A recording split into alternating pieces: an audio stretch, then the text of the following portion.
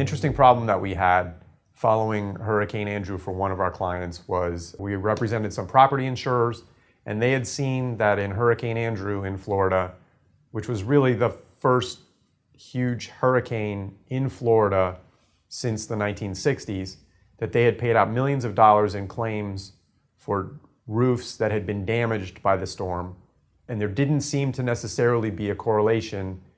between where the strongest winds were and where the millions of dollars in damages that they were paying were.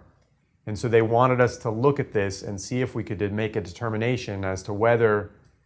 there was anything that was happening in the way that at least some of the buildings were being built that would allow us to try to recover some of the millions of dollars that they had paid out.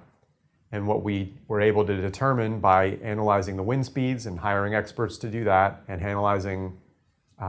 the way that the individual buildings were built and constructed, we were able to uncover with experts that there was work that was being done on various roofs that was not following the codes at the time that the buildings were built,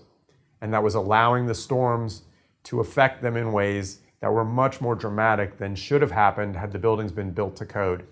And what we were able to do was put together, for a series of different cases, put our property insurer client in a position where they were able to recover against contractors and design professionals for the way that they had done their roofs. Some of them had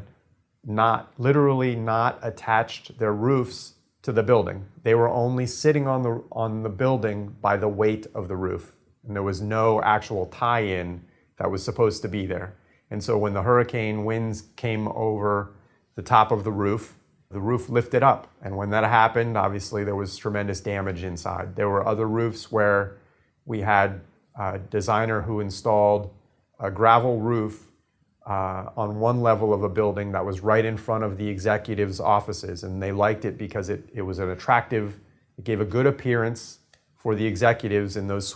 suites to look out on this adjacent roof. Unfortunately, as one of the things that you learn when you're a small child, is that rocks break windows. And so the hurricane picked up these rocks and threw them through the front of the front windows of that building. And we were able to establish that that was a defective way to construct the roof, that it violated the code and it violated the standards of building at the time. And so through those sorts of investigations, looking at each individual building and trying to determine what were the forces that were in play, whether it was just the winds or whether there was something else going on, we were able to successfully recover for really the first time in Florida following a hurricane. And now it's become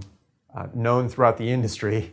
and insurance industry that after hurricanes, you should still look at the buildings and see how they were constructed, particularly if the winds that were affecting those particular buildings were below what the code would have required the building to withstand.